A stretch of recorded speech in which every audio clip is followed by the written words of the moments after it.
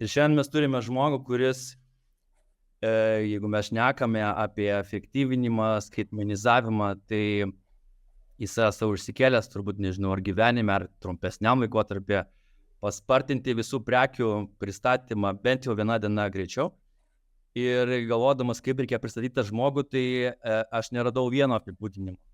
Tai dėl to ir pristatinėjau tą žmogų kaip verslininką, nuomonės formuotoją ir investuotoją į logistikos sritį.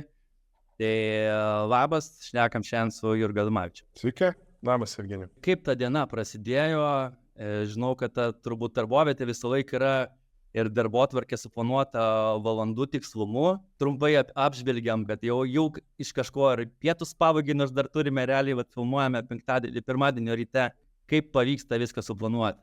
Šiandien diena prasidėjo labai gerai, nes kaip įprastai 8 atvažiavau iki ofiso, su visais pasilapinau, paklausiau, kaip jaučiasi, kaip sekasi, kaip savaitgalis, nes netaip seniai mano pagrindiniai kompanijoje, tai būna Stoj, kur yra muitinės paslaugos logistikai, pasikeitė mano statusas, pareigos, čia gal pirma vieta, kur sakau, tai aš tampu valdybos nariu, tikiuosi išrinks į valdybos pirmininką, bet nesu tiesiogiai vadovaujantis, ar iki šiol buvau įmonės vadovu, tai mano daugiau tokia konsultacinė, coachinė veikla ir tada 9 ryto turėjau susitikimą su Saulium Jovaišu, kuris mano yra, kaip sakant, toks tikrai didelis coacheris, jisai vadovų coacheris, bet tuo pačiu ir draugas, tai mes tiesiog pasilabinam ir kaip tik apie tai kalbėjom.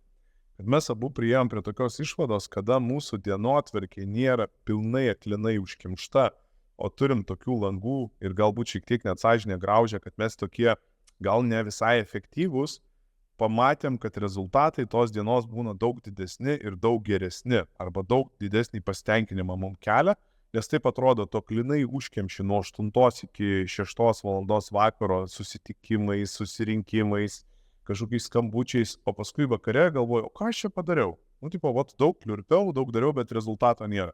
O pastebėkite, tos dienos, kada tu turi tokių langų, kur 2 valandas atrodo, čia tu nežinai, ką veiksi, visada mes randam. Mailą tik atsidarai ir viską ten suvalgė, bet iš tikrųjų tos dienos pasidaro daug efektyvesnės. Tai čia pastebėkit ir čia nesvarbu ar jūs logistikoje, ar jūs prekyboje, ar jūs gamyboje. O dėl pristatymo šiek tiek grįšiu, šį savaitgalį turėjau giminės, tokios labai tolimos giminės susirinkimą. Reiškia, mes pasiskaičiavom, kad aš jau esu 6 karta ir ten buvo labai labai tolimos giminės ir suvažiavę, tiesiog Lazdijuose turim ten, esam kažkada, mano giminės šaknys Lazdijuose turėjo didelę įtaką, pirmą mūrinį namą, dabar ten yra muziejus padarytas, tai mums susirinkę ir viena mergina, sako, jūs man kažkur labai matytas. Sakau, tai mano mama iš karto, tai gal Vilniuje gyvenat, tai jūsgi kažką su logistika darot. Tai mano iš tikrųjų yra pagrindinis dalykas, tai aš turiu verslą logistikoje, stengiuosi, kad ta logistika būtų efektyvesnė. Ir kaip žmogus misija ir vizija keliasi savo versluose, tai ta misija ir vizija pereina ir į to žmogaus gyvenimo būdą. Tai už tai yra ir Transporto inovacijų asociacija, kurios nariais yra Gauram ir dėl to yra ir tie verslai susiję, ir investicijos visos susiję su būtent inovacijom, efektyvumu, kokybę, logistikoje gerinimu. Nes jau dabar logistikoje skaičiuoju savo 22 metus. Tai tikrai esu matęs nuo sandėlininko darbo iki vadovo ar investuotojo. Tai iš tikrųjų ta logistika man krauja. Aišku, niekas nežino, gal kiti dalykai man būtų sekėsi, bet įsimylėjau ją 2002 pradėjus dirbti. Man atrodė, kad atėjau į biržą kažkokią. Realiai galvojau, kad čia birža kažką derina, kažkur kažką veža. Tai patiko ir tiko. Pavyksta kažkaip įvardinti, ar taip visiems, jeigu kažkas pirmą kartą tave pamato, tai maždaug taip keis gabalais raškinį, kad, žinai, esu verslininkas, investuoju, žinai, nepabijokim to žodžio, ir formuoju kažkiek tą logistinę kryptį, kaip, jeigu pirmą kartą žmogus tave pamato, kaip pats save pristatai. Taip ir sakau, kad esu verslininkas transporto srity, Dabar užsiimu mažiau pervežimais, daugiau būtent procesais, jų skaitmenizavimo ir efektyvinimu. Ir ten paskui visos kitos tos veiklos, ir ten asociacijai vadovavimas, ar ten transporto inovacijų forumo organizavimas, ar ne, kur darom šiais metais ir labai didžiuojuosi, kad turėsim tokį mega super renginį, kur ten biudžetas prasidėjo kažkada tai nuo 60 tūkstančių, dabar perlipo 240 tūkstančių ir praeitais metais Lietuvos prezidentas atidarinėjo mūsų transporto srities, kur čia mes tokie, anokie, purvini ir nelabai išsilavinę, atidarinėja prezidentas ir sako, jūs esat mūsų variklis, jūs esat tas kraujas, kuris atneša deguonį į smegenis, tai esat jūs tas kraujas, kur atnešat ekonomikai, reiškia, judėjimą ir iš tikrųjų logistika. Gal dėl to man taip ir smagu būti, kad čia yra labai didelė ekonomikos dalis. Logistai pirmi pajaučia, kad kažkas tai ekonomikoje už kelių mėnesių bus tikrai blogai, nes sustoja prekyba, sustoja važiavimas. Ir tam pačiam giminės baliui vienas žmogus gamina, vienas giminaitis, tolimas giminaitis gamina paletes. Tai vis sakė, Jurgi, kas čia mūsų laukia, niekas nebeužsakinėja tų palečių. Tai va, tai vis tik logistika. Gal palečių gamintojas dar yra tas geresnis daktaras, kuris pirmas gali nustatyti, ar jau pacientas infarktiniai būsenoje, ar dar. Tai žodžiu, tai prie Jurgio 3 dedamųjų galima pradėti ir pranašo dedamąją, kuris jau kažkiek mato bet aš irgi sutinku, kad, iš esmės mes tokie ir esam jautriausi. Jeigu kažkur kažkas pasviruoja, mes galbūt ir pirmieji pajaučiam, kad kažkas atsigauna, bet lygiai taip pat, jeigu yra tas blogesnis, tai visi dar taip po lėto dar tikisi, galbūt daugiau optimizmo turi, o mes tokie visą laiką, kai tik tai kažkas atsitinka, mes iškart ir sureaguojame. Tai gal taip ir bandom tada dalim iš tos trejybės, tai pašnekėkim galbūt apie Jurgį kaip verslininką. Tai minėjai, kad 20 metų jau esi čia. Kokie galbūt tokie ryškiausi įvykiai, arba asmeniniai, arba tokie geopolitiniai, ekonominiai, kurie ir privedė prie Jurgio kaip verslininko tokio, koks jis yra dabar? Iš tikrųjų, tai pirmas dalykas, ką labai gerai įsiminiau ir ką labai gerai supratau, ir visiems pasakysiu, kas labai domisi logistika ir galvoja, tai aš kai įsidarbinau, tikrai galvojau, kad čia yra kažkas panašaus kaip į biržą. Kažkaip tai kažkur nuperkė, nes iš tikrųjų aš pradėjau ekspediciniai kompanijai, o paskui brangiai parduoti, nes ekspedicinės kompanijos funkcija tai yra padėti klientui atsivežti krovinį kuo efektyviau ir iš to efektyvumo uždirbti. Bet po to labai vyščiau tokią mintį ir galvojau, kad kaip faina, aš čia viską matau, iš kur važiuoja kokios prekės, kas gamina, būkim tokie sąžiningi, matom ir sąskaitas, nes sąskaitos irgi važiuoja, ir galvoju, čia aš jau tų pridarysiu verslų. Ir žinosiu, kur nupirkti, kam parduoti, nesikartosiu tom rinkom. Ir iš tikrųjų aš per tuos 22 metus nesakyčiau, kad norėjosi man pereiti į prekybą, užsikabinus už kažkokių ypatingų srautų, ar matant, kaip žmonės ten gerėja jų ekonominė situacija. Vis tik aš pamačiau, kad tie procesai ir jų įgyvendinimas yra labai, labai smagus. Tai labai gerai atsimenu pirmą etapą, tai kad man tai atrodė, kad kažkokie tai čia yra toksai brokeriavimas prekyba. Paskui man vystėsi tai, kad aš galvojau, kad tai čia yra žinovas, žinios ir rinkos ekonomikos ekspertiškumas ir tuo čia užsiimsim prekybą. O paskui kokiais 2008-2009, kada prasidėjo Lietuvoje pati ta krizė, pradžia, tikrai transportas vienas iš pirmųjų pautė, aš supratau, kad mes esam gelbėtojai. Ir paskui dar ir COVID'as tą patvirtino vis dėlto, kad čia reikėjo spręsti, kaip tie vairuotojai neužeidami gali krautis krovinius ir važiuoti, ką labai padėtų skaitmenizacija, bet ją sunkiai mes įgyvendinam vis dar. Tada dabartinis tas karas, mes su Bunasta, kaip muitinės tarpininkai, esam jau įforminę net lygintinai virš 800 labdaros automobilių į Ukrainą. Praktiškai esam jos padėję pravažiuoti jiems sieną nuo A iki Z.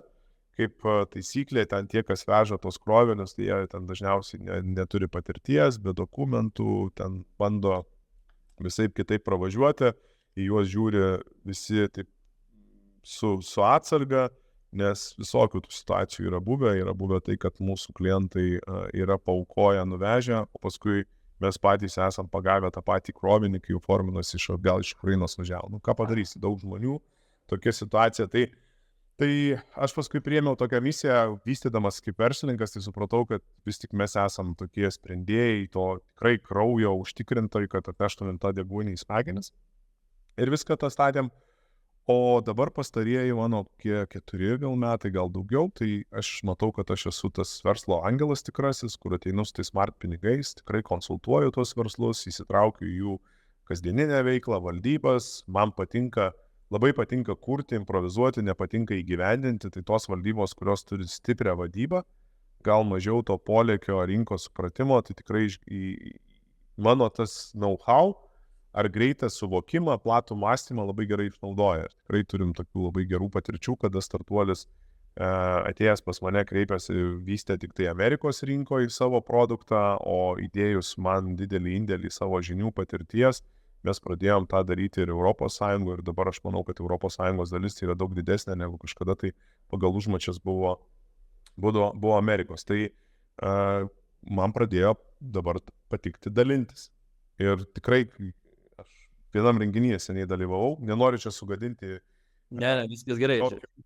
jokio šito, kaip čia įvaizdžio tų startuolių ir taip toliau, bet vienam renginį buvo 130 investuotų.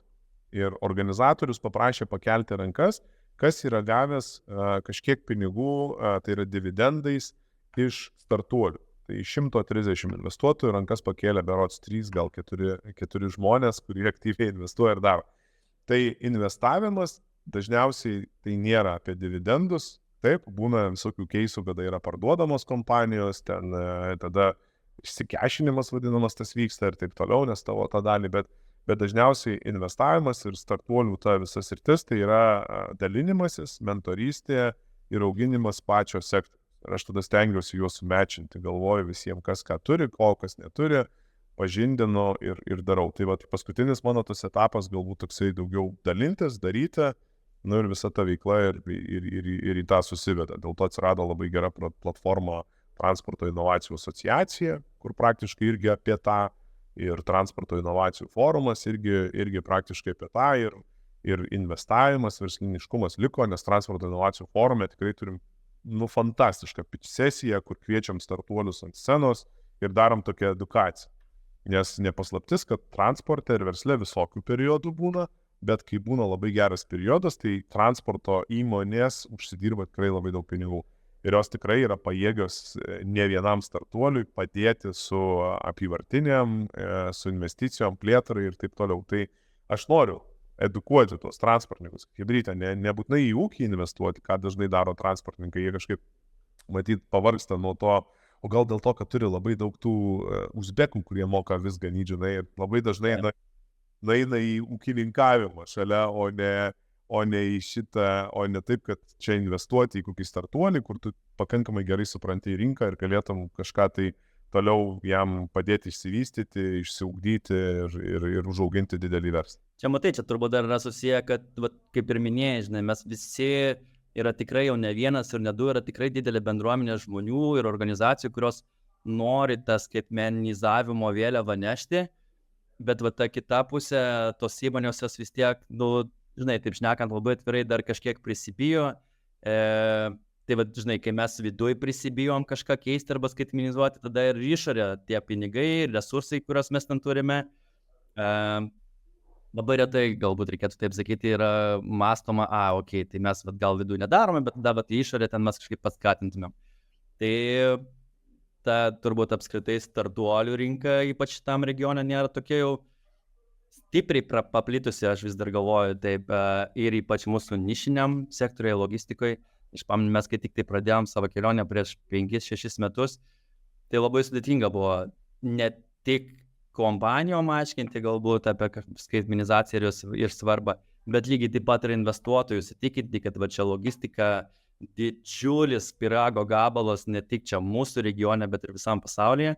Bet svarbiausia yra kažkoks tikėjimas, ir dirbi ir padarai. Jo, tai čia visą laiką, kai manęs klausia tavo patarimo, tai tu jau įvardinai tą, kaip čia, tokį pagrindinį kriterijų, kai ieškai to investuotojo, tai labai gerai, kai investuotojas išmano tą sritį ir taip lengviau investuoja ir be savo pinigų jis dar turi ir savo autoritetą, patirtį ir taip toliau gali padaryti.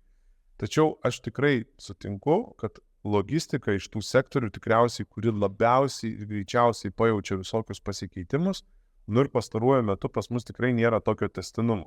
Ir tikrai manau, kad ūkininkavime tam tikra prasme didesnis pastovumas ir užtikrintumas, negu eiti, tarkim, ten į sandėliavimo verslą, ar ne, tai jeigu kaip jūs startavot, tai Lietuvoje buvo bumas. Kiekvienas svajojo turėti savo sandėlius, juos vystyti, neužtekdavo vietos, trūkdavo darbuotojų, tai reikėjo juos efektyviai toliau. Ir dabar, pasikeitė situacija ir dabar kokius 2-3 metus turim tokį lagą dėl karo, dėl kitų dalykų, ar ne, dėl ekonomikos lėtėjimo, turim tokį lagą, kur tiesiog, reikia vėl persiorientuoti. Ir aš manau, kad už tų dar metų jau mes vėl turėsim pilnai apkrautus sandėlius, nes galbūt darysim, kad tai šalim vėl kaip ta distribucinė ir tai nebūtinai kalbam dabar tik tai jau Europą ir rytai, ar rytai ir tada Europą, bet gal mes ten galim svajoti ir apie Amerikos rinkos distribuciją, ar ten kitų mums draugiškų šalių. Nes, iš tikrųjų, pas mus toks nepastovumas, ne, ten su kinais, po to ten tas karas prasidėjęs vėl pakeitė, ir karas prasidėjęs pakeitė ne tik tai, kad čia, sakykime, dėl rusiškų prekių ir pasikeitė, bet lygiai taip pat ir dėl ukrainietiškų. Aš tikrai žinau ne vieną sandėlį, kuris laikydavo ukrainietiškas prekes pas save sandėlį. Ir dėl karo, dėl sutrikusių eilių, dėl visą kitą, jie tiesiog nebegali iš Lietuvos užtikrinti tiekimų. Aš čia konkrečiai, pavyzdžiui, apie padangas kalbu, ar ne, tai žinau vieną verslininką, kuris laiko Klaipėdoje padangas ir jisai tiesiog praleido vieną sezoną, šį vasaros sezoną, nes tiesiog negalėjo įvežti dėl susidariusių didelių eilių savo padangų. Žinai, jisai galėjo jas dabar vežti, bet būtų, kad Ukrainoje jam reikėtų sandėliuoti visą žiemos sezoną iki kitos vasaros. Tiesiog praleido tam tikrą momentą, nenumatydamas, kad sienos kirtimas užtruks 3 savaitės. Čia toks sudėtingumas, ką duoda karai, nepastovumas ir taip toliau. Tai aš ko noriu palinkėti to tokio pastovumo, stabilizacijos, ko tikriausiai kokie nors vokiečiai jie ten nejaučia, nors žinant, kad Kinijoje yra įsiaudrinanti ekonominė krizė, aš manau, kad vokiečiai irgi to pergyvena ir ten irgi gali būti vis. Tikrai gali būti. Grįžkim gal prie Jurgio kaip verslininko. Tie 20 metų, kaip dėliojasi, nes pats minėjai, kad dabar galbūt perinėjai labiau į valdybą, tai ta valdyba vis tiek gaunasi, kad tu nesi toks kiekvieną dieną ant tokių operacijų. Kaip keitėsi požiūris? Ar buvo nuo pirmos dienos, kad aš Jurgis bus kaip amatininkas, jis viską žino, pats viską laiko? Ar buvo sudėtinga tas transformacijas daryti iš amatininko į vadovą, iš vadovo į lyderį?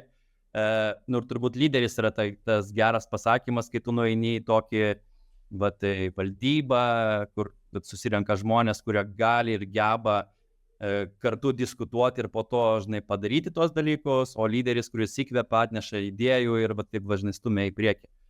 Ar sudėtinga buvo suvokti, kad skirtingais etapais Jurgis turi būti skirtingas ir tam tikrų momentų galbūt ir pripažinti, čia yra mano stipriausias pusės, tai aš apsodinu kitus berželius aplink mane, kad būtų tas gražus miškas išaugtų ir kiekvienas neštų savo didžiausią vertę, kurią gali nešti. Man nuo pat pradžių norėjosi būti įtakingam.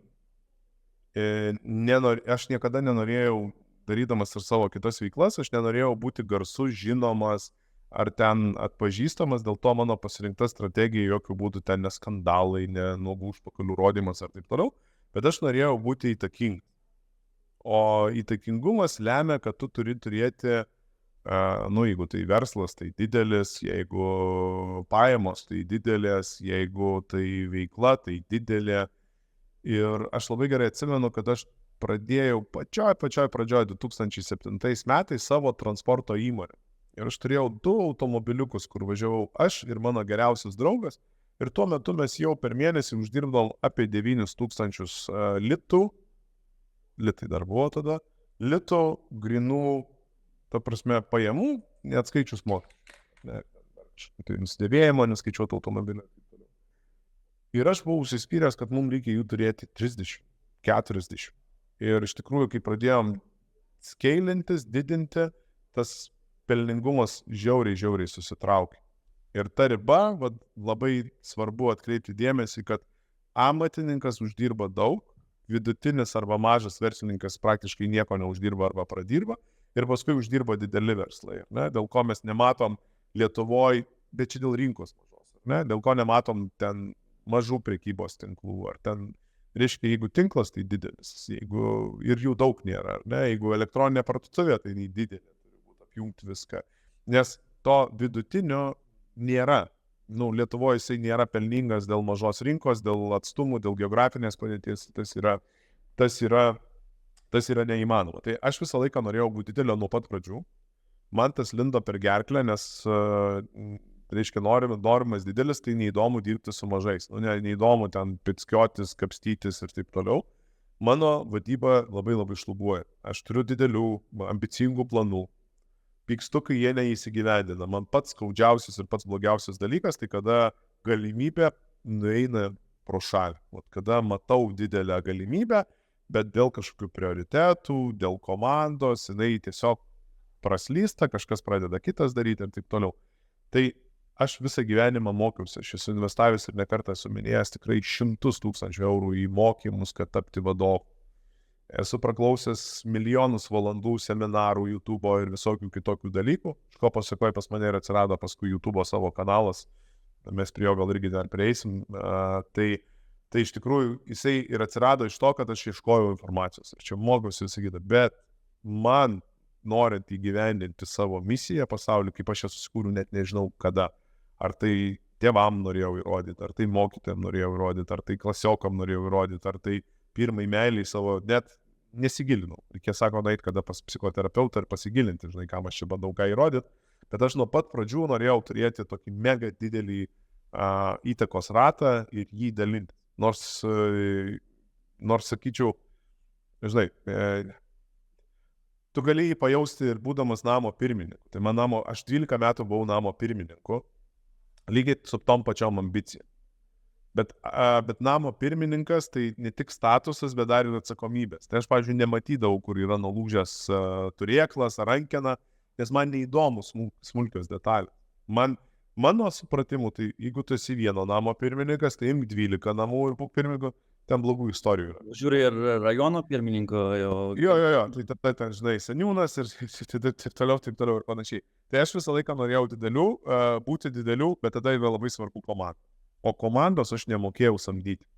Tavarsime, klaida ir pasimokykit visi, daug dievė, nors vienas žmogus dabar supras, nesimokyt vadybos, jeigu jau nematai progreso ir tu nedai į priekį, o reikėjo mokytis samdos. Ir nežinau, kuo jinai ten paremta, ar numerologija, ar jinai paremta ten kokiu nors crazy susitikimų kiekiu, nes mes ten girdim legendinius tuos super žmonės, kur ten kad tapti jų įmonės darbuotojai, ten reikia 14 kartų susitikti, 2 kartus pulverstį padaryti ir taip toliau. Ir tai yra tam tikra dalis tos teisingos samdos, kur aš manau, kad ką aš padariau klaidą, tai man reikėjo mokytis samdos, o ne mokytis vadybos. Nors iš kitos pusės yra labai gerai, kada tu moki, gal pačiam ir nelabai norisi, bet gali kitą nusamdyti ir tada tu gali žiūrėti, ar jisai daro tus one-on-one'us, ar jisai duoda grįžtamą ryšį. Na irgi tu galbūt iš kitos pusės negalėsi nusamdyti gero vadovo, pats niekada nesupratęs, iš ko tas vadovas, iš ko jo darbo diena susideda. Tai jo. Čia toks dviejopas, bet manau, kad reikėjo to laiką, kurį išleidau vadovavimui, reikėjo dalinti į 2 dalis, mokytis ir vadybos, ir samdos. Ir aš tada būčiau daug toliau, negu dabar esu šitoj vietoje, nes neteisinga samda, neteisingi žmonės, neteisinga komanda mano tokių gerų galimybių praėjo pro šalį ir dėl to man kaudu, nes čia mano labiausiai ambicijos užgauna. Bet tu visą laiką būdavai tas, kuris ieško ir ieškodavo turbūt nestandartinių situacijų, žinai, arba sprendimo būdų. Aš esu girdėjęs pasakojimų, kai tik ten pradėjai daryti verslą, kad ten statydavo kažkur ten pasienio zonose savo busiukus, kurie ten spausdina vietoj.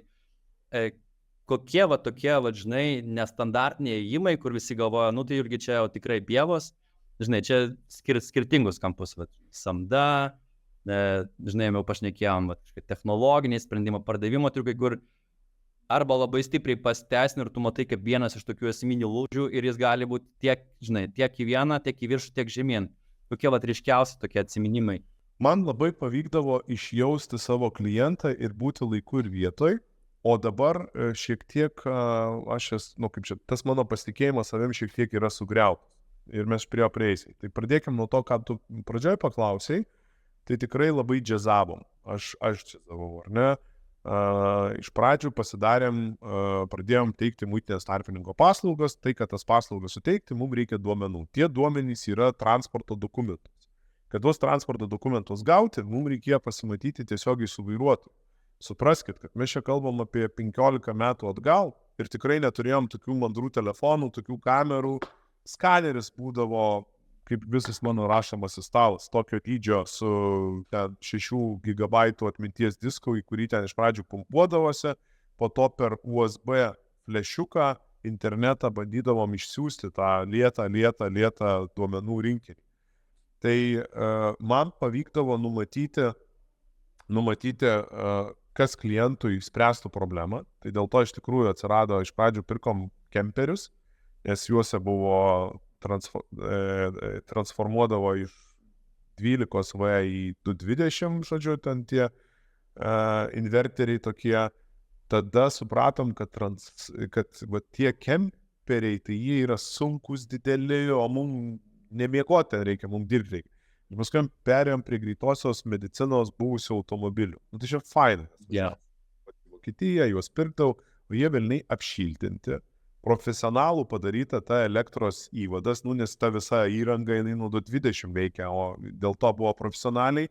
Webasta toks šildytuvas, kad darbuotojams, ne, ir tie automobiliukai greiti, nes reikia greit pacientą vežti, žiūrėjau, viskas buvo suderinta. Tai tuo aukščiausiu piku, tai turėjom 4 buvusius greitosios automobilius, kurie zujo po eilę, privažiuodavo prie pat vairuotojo ir labai dažnai vadindavo mūsų servizą greitojukį. Ar greitukė ten, žodžiu, nes už tai Bonastoje yra daug oranžinės spalvos liko, nes viską nuo autobusiuko galėdavai nulupti tik tų oranžinių juostų, nes jos ten šūs išdažytos ir jos privalo likti. Tai ir bet patogu, žmonės matydavosi, mašina matydavosi, kad įvykių neįvyktų ir taip toliau. Vėliau pradėjom konkuruoti, tai vėl kai supratau, kad ne pats klientas moka, ne pats užsakovas vairuotojas savo pinigus moka, o kliento taško, tai yra transporto įmonės. Boso pinigus, tai aš pardavinėjau brangiau negu kiti, bet vairuotojui duodavau čekį pavalgyti. Ir gaudos taip, kad kas antras vairuotojas tik tai užsisakydavo tą, o restoranam, sunku pavadinti jūs restoranam, kavinė mokėdavau tik panaudotas tas paslaugas. Tai vėlgi čia spręsdavom tokį. Ir arba buvo atsiradę kava ir Vilniaus ofise per mėnesį vairuotojai išgerdavo už 6 000 eurų kavos. Ne kavos išgerdavo, jie pieno, nes vairuotojai atrodo tokie rimti vyrai su barzdom, su pilvais, bet jie iš tikrųjų geria latę. Jiem pati skaniausia kava tai yra latė, nes matyti juodos tai gali ir save pasidaryti ten kažką, o latė tai, žinai, ar ten makijato, tai negali, tai gerdavo to pieno. Ir aišku, labai keitėsi, bet aš vis pataikydavau į tuos momentus. Ir kompanija buvo mažesnė, dinamiška, sakydavau, hebra, bėgam ir mes bėgam. Ir dabar prasidėjus karui, mums teko keisti visai rinką. Mes čia išėjom į vakarų rinką, kur tikrai matom daug potencialo, užsakymų ir taip toliau, bet mes nerandam to tokio taško, kaip radom čia.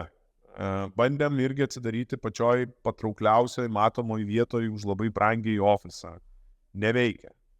Jeigu čia Lietuvoje per parą ateidavo virš 400 vairuotojų užeidavo į ofisą, užnešdavo tos dokumentus, tai Anglijoje per mėnesį iki 6 vairuotojų ateina. Nebeveikia, ne ta.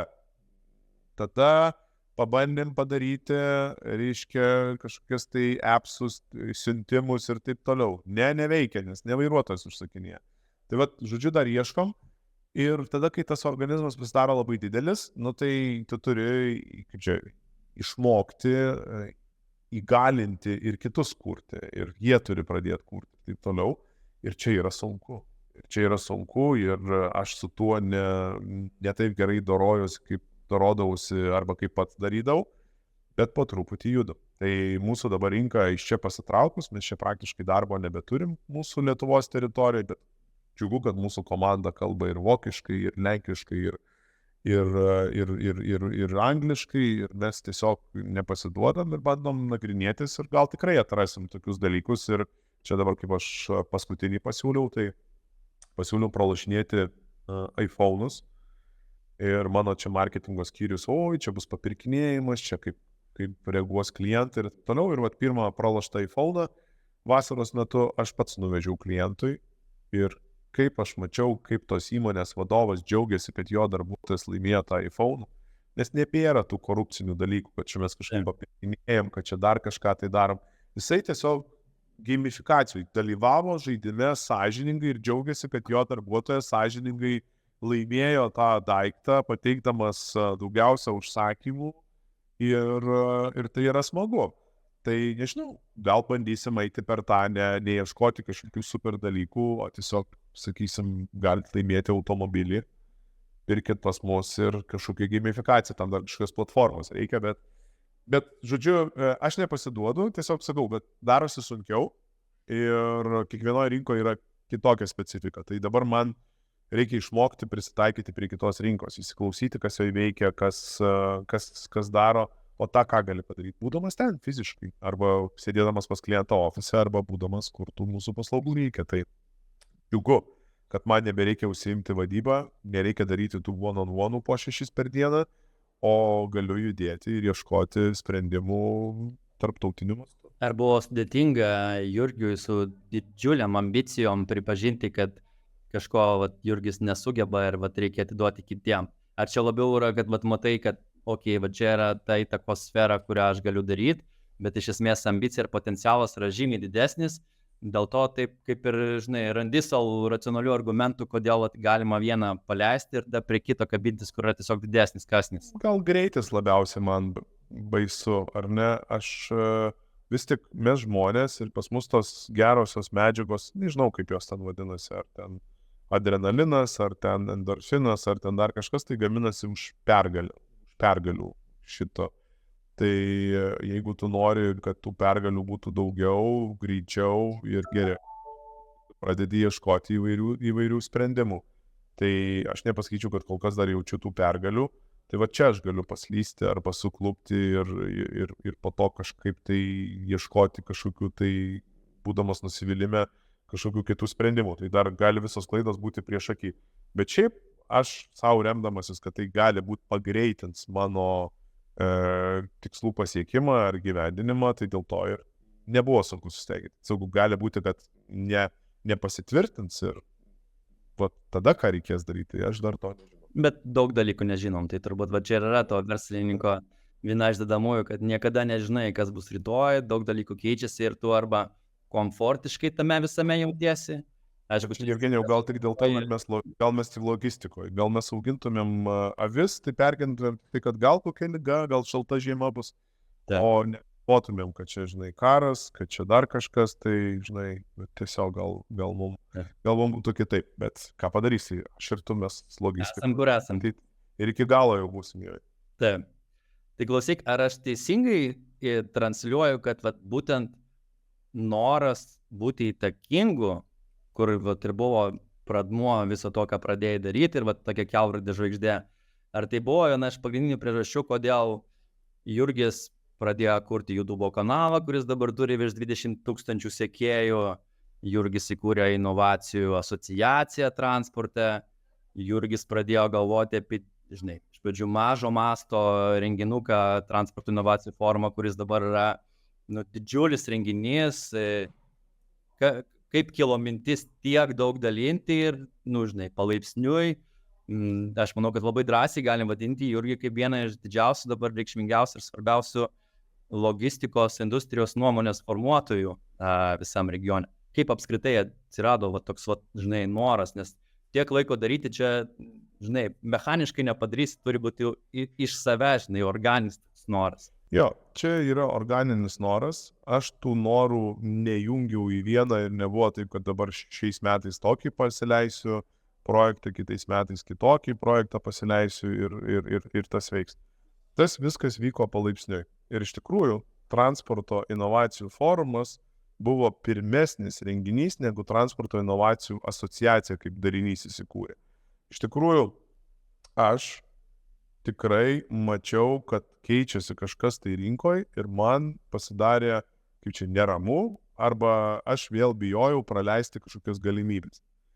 Ir aš norėjau sužinoti tai, o tuo pačiu, žinai, savo nedarysi, čia kaip čia atrodo toks labai jau narcisistinis dalykas, kad čia savo darai ir čia kažkaip čia tų žinių nori, tai norėjusi apie tai pasidalinti ir su kitais. Ir tada pradėjom skaičiuoti, kiek čia reikia tų biudžetų, pradėjau ieškoti, kas gali prisidėti. Ir labai džiaugiuosi, kad DKV kuro kortelės tada labai mane išgirdo, Artūras, jų vadovas, po šiai dienai mano vienas iš geriausių draugų ir asociacijos irgi tokių palaikytojų, pritarė tam. Ir mes kartu sujungę pečius, aišku, Bunasta tada daug daugiau sumokėjo kaip verslas už tą renginį, nes klientam tai buvo nemokamas. Pirmas renginys buvo 116 žmonių saliai, kad atsimenu, kad buvom 100 vietų susiplanavę, tai reikėjo paprašyti išeiti ten mūsų fotografui, ten Bunastos vadybininkams. Čia Valakampiuose, ne, buvo pirmas? Jo, pirmasis buvo Valakampiuose ir reikėjo paprašyti, kad išeitų, kad nes netilpo visi žmonės susijęs. Tai tiesiog viršijo lūkesčius tas renginys, o renginio metu, kadangi buvo ten ministerijos atstovų, buvo užsienio svečių, tokių kaip IRU, tada didžiausia transporto asociacija pasaulinė, reiškia, čia ne mūsų vietinė, o pasaulinė, jungianti visą pasaulį buvo. Ir jie sako, žiūrėkit, čia artėja tiek daug permainų, tiek daug pasikeitimų, kaip čia fainai jūs padarė, davai čia paruoškit kokį nors raštą, ketinimų protokolą, dalinimąsi. Ir mes su Artūru čia taip ambicingai, kad čia mums pagyra, toks mes tą raštą paruošim. Atnešam ir sako, žiūrėkit, kad jūs čia priimtumėm tą raštą, jūs turėtumėt būti registruoti lobistai, o dar geriau, kad čia ne nuo Jurgio ar nuo Artūro, o kad dar geriau būtų nuo kokios tai viešos organizacijos, o tai jūs čia kaip tą formą organizavot, tai, sakau, tai ant tų labą, Bunasta sumokėjo, paskui ten pervedė vieni kitiem ir susidengėm su skaičiu. Ne, sako, tai čia reikia kurti, jūs čia turite, ne taip turite teikti viską. Ir mes tada pradėjom domėtis, aš nežinojau, kaip to esu. Ir tada atsirado ta asociacija. Tiesiog dėl to, kad buvau įsipareigojęs, skolingas tiem žmonėm, kurie skyrė laiko, nemokamai. Nei vienas pranešėjas neėmė už mūsų pinigų, mes mokėjom už viešbutį, už jų logistiką, bet neėmė pinigų už pranešimą. Mes buvom jiems skolingi, kad jie atvažiavo laiką, nes jie manė, kad Lietuvoje reikia duoti tą indėlį ir kažką tai pakeisti. Ir mes jautėmės skolingi, ir kadangi ten buvo tokių žmonių irgi aktyvių, jie ten dalyvavo tam networking'e ir taip toliau, dar kelis pasikvietėm, buvusi Šenkerio vadovą ilgametį, kuris buvo tuo metu ką tik pasitraukęs, ten dideliam, suprantu, išeitiniam ir turėjo iš ko gyventi ir galėjo skirti tos energijos, dabar jau jisai ten su sveikata buvo pasitraukęs, dabar liktai irgi sugrįžinėja po truputį prie veiklos, bet ir viskas, ir sujungiam tas jėgas, sukūrėm tą asociaciją ir ta asociacija taip įsibėgėjo, kad dabar 100 narių jau perlipsim ribą. Tai čia, nebuvo suplanuota, buvo vienas padarytas, nes man trūko žinių, aš norėjau turėti įtakingą, rimtą verslą ir nežinojau, ką toliau daryti, kur čia daugiau pasitaškyti, o tada tie sako, čia Lietuva, tai dar reikia daryti, dar pasidarėm. Tai kaip ir forumas lieka, nes jisai duoda tą ekspertiškumą, žinias ir toliau tą patį, bet jau yra asociacija, kuri gali įrašyti į programas, va dabar deramės. Iš tikrųjų, įdomus tas dalykas, ta politika, tai yra tokia pati vadyba. Ir lygiai tokie patys lyderiai kuria idėjas ir mintis, ir paskui lygiai tokie patys turi jas kaip ir vadybininkai gyvendina, tai ten politikai turi gyvendinti. Tai velniai, kad vadyboje tai tų žmogų atrinkinėjai pagal jo asmeninės savybės, pagal jo kompetenciją, pagal buvusias patirtis, o politikoje tai mes atrinkinėjom, nežinau, pagal grožį tikriausiai, pagal balsą, pagal rėkimą, tai už tai dažnai niekas, dažnai ir būna tas lavės, kad kaip ir įgyvendinimas blogas, nes vadybininkai, ant kurių pasiremėm, jie yra bloga atranka. Ką tu padarysi? Bloga atranka. Ir daug dievė, jeigu žmogus supranta, kad jisai pats neturi tų kompetencijų kaip aš ir supranta, kad reikia samdyti, kad reikia tada samdyti ne politinį vadovą į valstybinę įmonę ar ten, o pagal gerą atranką ir taip toliau. Bet dažniausiai tai jie tokių bijo ir jie geriau su draugeliais susitiks ir pasikalbės švelniai, negu nusisamdys aštrų rimtą vadovą, kuris ten atleidinės po 400 darbuotojų, nes, neefektyvus verslas. Tai politikam tai, įsivaizduok 400 rinkėjų dabar atleisk iš kokio pašto. Nesakau, kad reikia, aš nesu paskaičiavęs pašto efektyvumo, bet kaip pavyzdys, ar ne? Taigi čia sakys, tas ministras valdant atleido, taigi kaip ten sako, vienas žmogus papasakoja 5, ar ne? Tai žiūrėk, ir jau ir nesurinkai balsų. Tai dėl to čia yra labai labai labai aštru ir labai yra sudėtinga, bet įtaką daro. Jaučiu, kaip darau tą įtaką. Ir dabar artėja, kuris čia jau dabar bus transporto inovacijų forumas, čia jubiliejinis 5 ar jau daugiau? 6.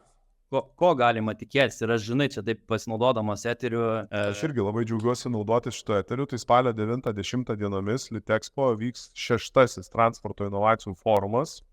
Žadam virš 1000 žmonių salėje. Pasakysiu, kodėl mažiau, nes praeitais metais buvo 1400. Neišmaitina. Jo, būtent stengiamės 30% padidinti pardavimus, dėl to dedam mažesnį kiekį salėje negu praeitais metais. Tai gal ir bus ir tiek, nes Litexpo talpina labai daug ir tikrai ten visada gali dapirkti tų kotletukų ir šitų dalykų. Virš 70 pranešėjų. Apie ką maždaug temų prasme? Man aktualiausios temos tai yra tvarumas, karo logistika. Be abejo, kad neišeis iš dėmesio vis dar ta skaitmenizacija ir efektyvumas, bet skaitmenizacija gal ne ta prasme, kad čia dabar mes iš A į B perkelsim duomenis skaitmeninius, bet pradedam judėti prie mažų taršų zonų. Tai tas toks mobilumas, judumas prasideda jungtis, kas mus visus palies. Žinai, mes senamiestį visi miestai turi, į tą senamiestį vis mažiau tų žmonių galės užvažiuoti. Tai yra čia tų niuansų ir tikrai tą paliesim. Tada be abejo, kad negalim nepaliesti, nes čia yra tam tikra prasme atsisveikinimas buvusios mūsų ministerijos ir valdžios, tai bandysim padėti kažkokią kapsulę ateities tom naujom kartom. Tai politika tikrai bus. Ir ypač 1 dieną, spalio 9 dieną, tai bandysim, kaip galėsim nusifilmuoti, įsisaugoti, įsirašyti, įsiskverbti į būsimą transporto, ekonomikos ir inovacijų ministerijas ir dar finansų. Tai tos sritys, kur mūsų, tai be politikos niekur, nes jeigu mes tik tai nesuformuosim, o šiemet labai tikrai blogai formuojam visas mūsų programas, matom, kad formuojam programas visiškai ydingai, bando, kad rinktų, kaip čia pasakyti, šiemet einam per populizmą. Ir matom, kad tas, kuris daugiausia apvažiavo ir apriekė ir visokiais organais kitus oponentus apdalino, daugiausiai gaus balsų, nes visos kitos partijos bando eiti per kažkokius populistinius šūkius, kurie, aš nežinau, jie neturi verslo planų. Aš dabar galiu ranką prie širdies pridėjus, išanalizavus 7 partijų programas, nei viena partija neturi įsidėjus nieko gerai apie mokesčių reformas, nieko gerai įsidėjus apie transportą, logistiką, nieko gerai neįsidėjus apie žmonės, darbo užmokestį, kvotas ir visus kitus dalykus, kad viskas susijęs su logistika. Tai yra labai labai svarbu. Bet kiek padeda, pavyzdžiui, to, žinai, organo turėjimas kaip transporto inovacijų asociacijos, kur, žinai, ne vien Jurgis ateina iš esmės didžiulė bendruomenė, kuri yra šalia Jurgio po transporto inovacijų asociacijos vėliava. Kiek girdi, čia žinai, nueinam kažkiek į politikavimus, bet ar apskritai, ar gaunasi daryti kažkokią įtaką, formuojant kažkokią kryptį, kažkiek įsiklauso, ar čia dar reikia padirbėti?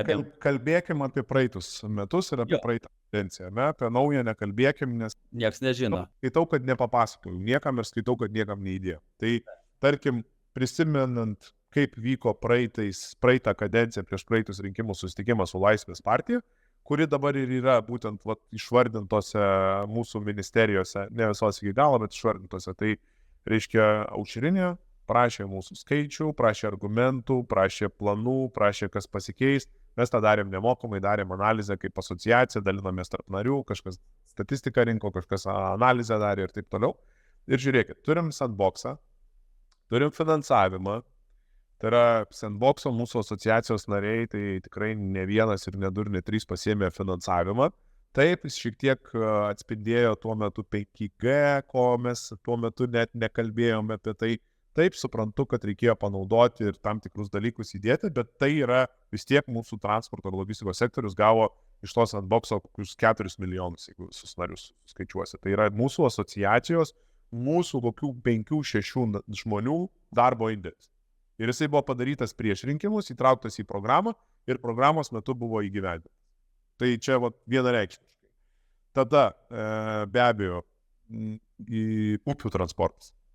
Čia buvo mūsų manymų, kad tai yra vieta, kur galim ir turim pirmą baržą pristatę grūdus. Fantastika. Tai yra šitas. Tada susisiekimas, keliai, miestas, judumas. Dabar, kaip bus ateityje, negaliu pasakyti. Ar tai atsipirko man asmeniškai, kaip čia visi galvoja, kad ten kažkas susitarė, ten kažkokį kišiuką ir taip toliau.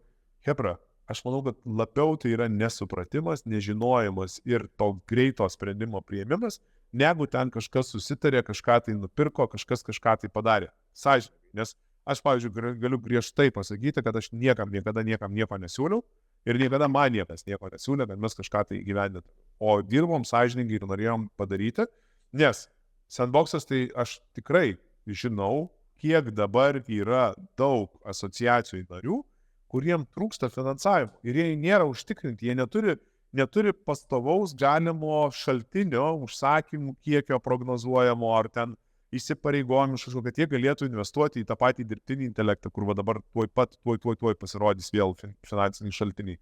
Tai tu norint, kaip ekonomika gyvystosi, valstybė turi įmesti pinigų, kad ekonomikos variklis suktų. Jeigu norim, kad transporto variklis suktųsi, tai turim įmesti pinigų. Mes negalim pripilti benzino bakų, negalim ten platformą pakušti, bet galim bent jau tokiu būdu, kad jie bus efektyvesni, gudresni ir geresni. Tas pats mano paminėtas pradžioj startuolis irgi gavo finansavimą 1,6 milijono iš to pačio sandboxo.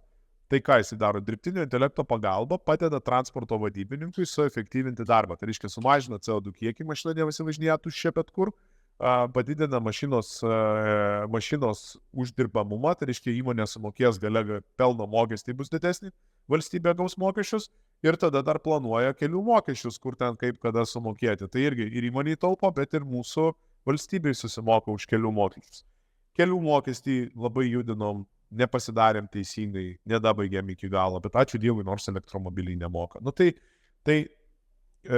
finansiškai tai yra darbas su, kaip čia, tikrai nesu vėjo malūnais, tikrai jisai atneša mūsų nariam naudos, tik tai, kad reikia tų narių, jų reikia aktyvių ir jie galėtų tikrai gauti didelės naudos, bet jie patys turi, dabar tas metas, kada jie turi irgi bandyti per savo klasiokus, draugus, aš pasižiūrėjau, aš turiu 3 klasiokus, kurie dabar kandidatuoja į Seimą. 3 klasiokus.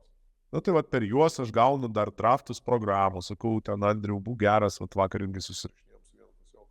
Bet sakau, žiūrėk, negerai, mes turim turėti, nes tas pats transporto inovacijų forumas, tai yra susiekimo ministerija, yra partneris.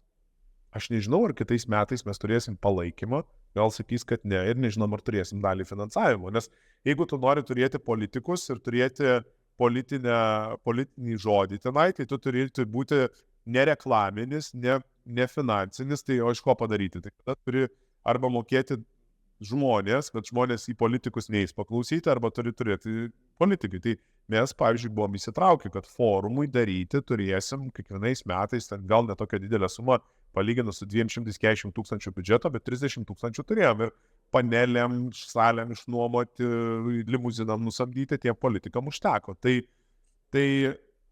O kas bus ateityje, neturiu, nes esu pakalbėjęs su viena partija, vėl su Laisvės partija, bet labai gaila, jie tikrai šiemet taip gerai nepadarys, kaip buvo padarę. Svarbu, kad juda, svarbu nėra, kad, tiesiog beriai į sieną ir atšoka ir toks, praeina kadencija ir galvoja, kad, daug resursų sudeginta, o... Ne. Tai darbas jisai tikrai yra ne per niek, tiesiog tas darbas turi būti padarytas ir įtrauktas į jų verslo planą ir įgyvendinti. nes jie žmonės irgi bus išrinkti, paskirti, ateis į savo ministeriją, gaus bagažą, kas buvo sukaupta iki tol ir šiek tiek atidėliota, ypač paskutiniais metais, nes jau mano paskutiniai metai aš nebenoriu daryti.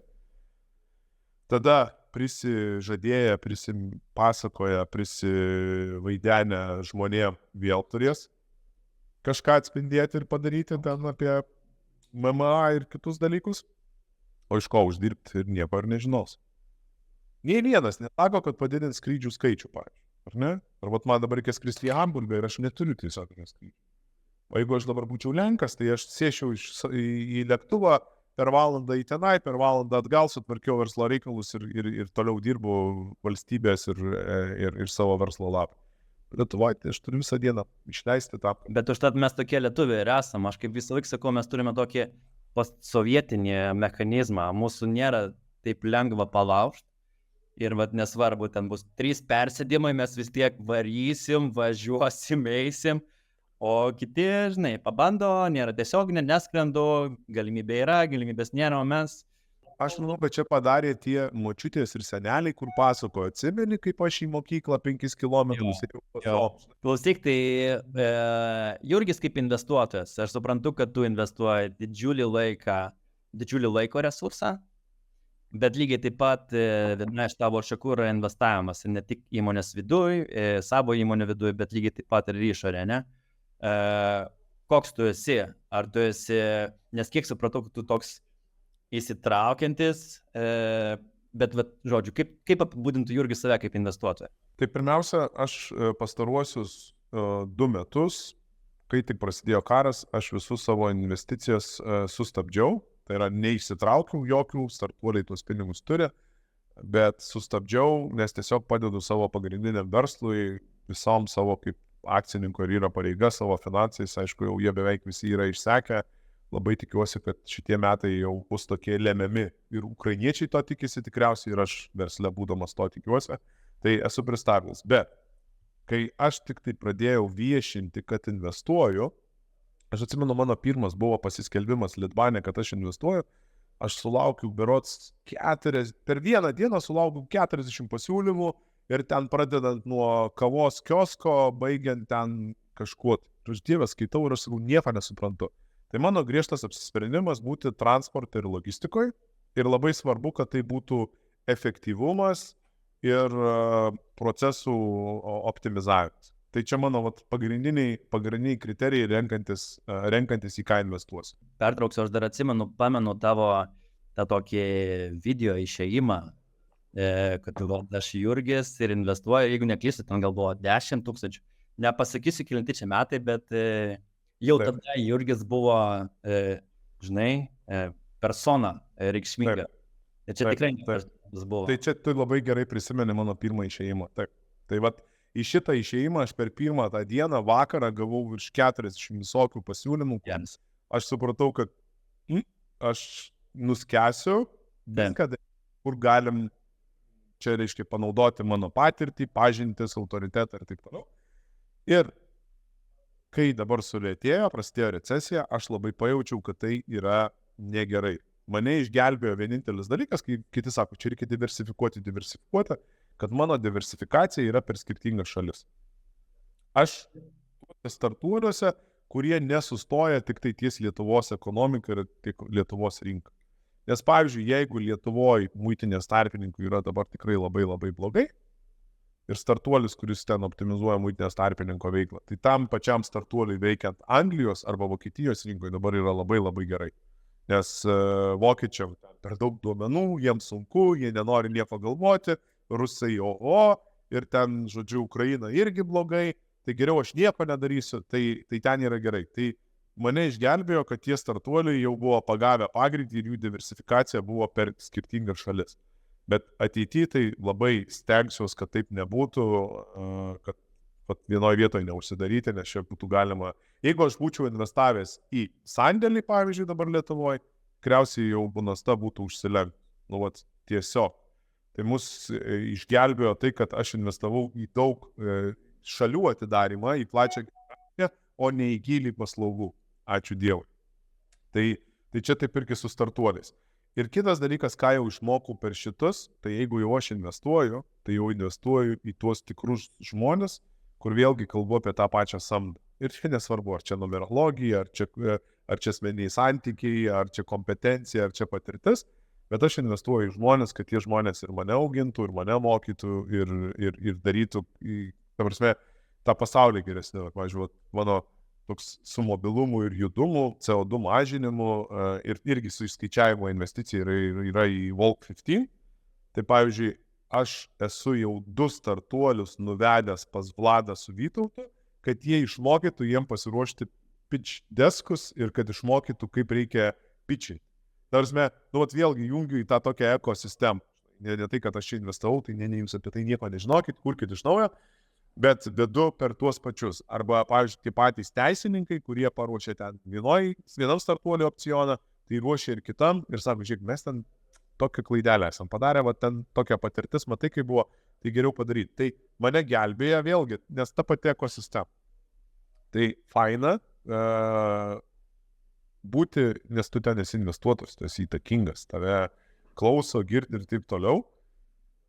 Ir tau padeda, ir nori skiria tau laiko, kas galbūt nefaina šitam investavimui, nes aš pastebėjau, kad mano kiti draugai investuoja į akcijas ir ten ir long runus ir visa kita. Ne.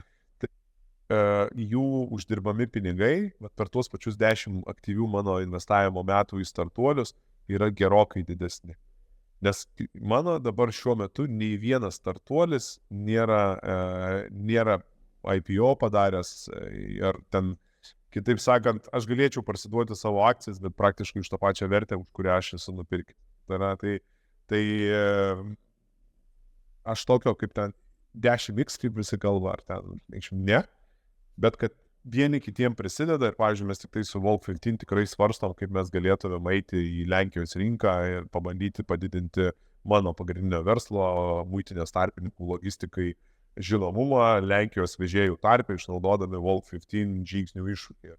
Tai irgi sinergija. Didelė rizika ir didelė grąža. Dažnai gali būti, 10 kompanijų, kurios investuoja, bet jeigu viena šauna taip, kaip norėtųsi, tai atsiperka viską. Jo, tai mano tas iššovimas yra, aš dabar šiuo metu, gal čia taip save guodžiu, bet mano visas iššovimas yra tame, kad gerai susikūrė gerą ekosistemą, jinai padeda vienai kitai dirbti, išgelbėjo tai, kad jinai yra ne vienoje šalyje, tai sektorius vienas, bet diversifikuota per skirtingas šalis ir visą laiką žinokit, kad visada kiekvienam verslui yra šalis, kurioje viskas yra gerai.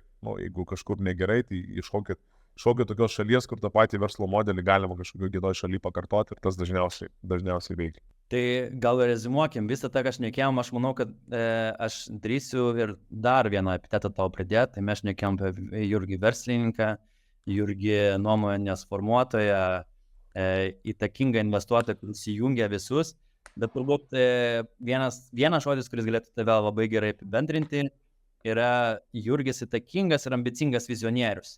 Tai galvojant apie visą industriją, ateinačius 5-10 metų, koks būtų tavo palinkėjimas tiek industrijai, tiek ir žmonėm, kurie joje yra? Labai norėčiau nuo pat pradžių, kad mes kurtumėm tą verslą tvariai. Ir aš ir nekalbu apie tai, kad ten mokėkim oficialius darbo užmokesčius, tą reikia irgi daryti, ar tenai laikykimės darbo režimo, bet aš norėčiau, kad tas mūsų verslas egzistuotų taip, kaip vakarų Europa egzistuoja 100 metų, 200 metų. Mes kažkodėl nuo pat pradžių pradedam tą transporto ir logistikos verslą daryti labai trumpalaikį. Dabar kažką čia suvežiojau, užsidirbau ir eisiu toliau. O iš tikrųjų aš norėčiau, kad mes kurtumėm tą tokią didelę ilgalaikį santykį, vertę, kuri toliau eitų per visus mūsų klientus ir mes tą galėtumėm dalintis ir mes nesustotumėm ties greitais, trumpais ir greitais pinigais. Nes man atrodo, kad mūsų šaliai, mūsų sričiai, transportui ir logistikai labai trūksta ilgalaikio to tvarumo. Tai apie tai ir yra ir transporto inovacijų forumas ir visa ta mano veikla, nes jeigu aš būčiau skaitęs, kad čia žiūrėkit, turėtumėm per metus laiko padaryti forumą, užsidirbti ten 30 000 ir atsisveikinti ir toliau, tai manau, kad būtų nieko neišėję. O jeigu kalbėti apie ilgalaikį, tai finale tas turėtų atnešti didelę grąžą ir nebūtinai tik tai pinigais. Tada dar labai norėčiau pakalbėti apie tai, kad žmonės labai nenori dalintis.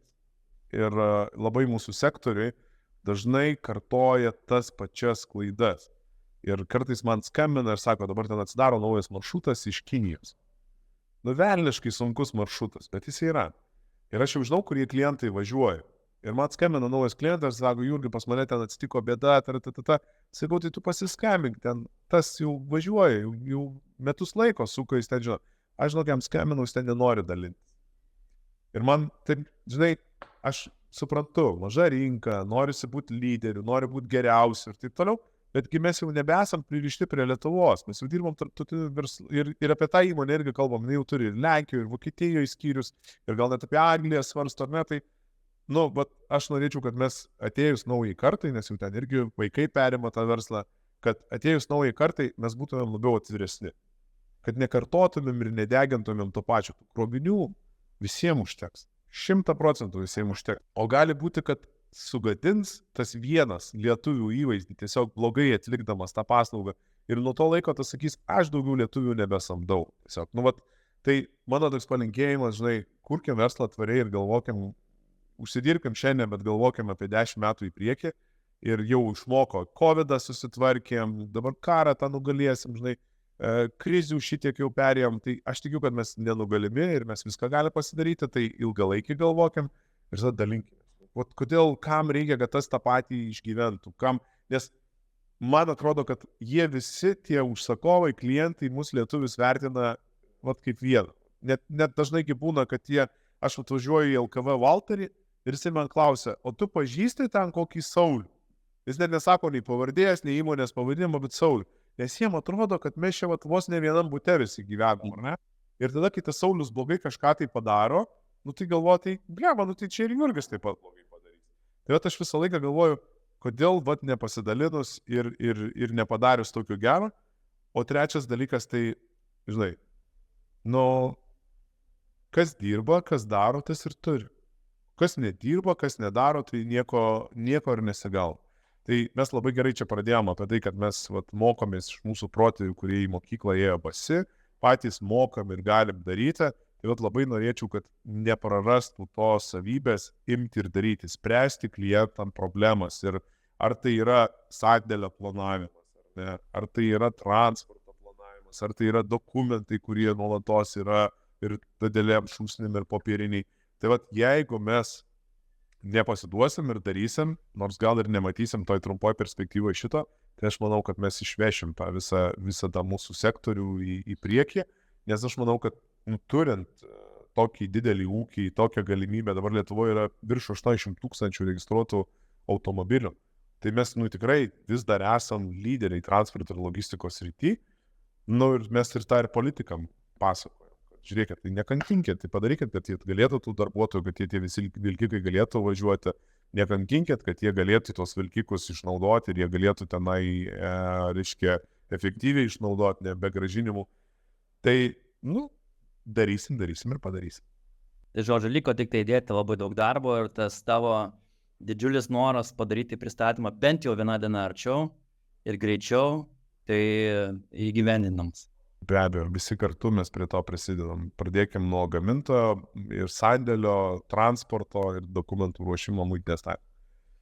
Kad kroviniai būtų vieną dieną anksčiau. Tai ačiū. Tai su mumis šiandien buvo Jurgis Adomavičius, verslininkas, nuomonės formuotojas, investuotojas ir Lietuvos logistikos skaitmeninimo vėliavos nešėjas. Ačiū tau ir gerų darbų. Ačiū, sėkmės visiems. Iki.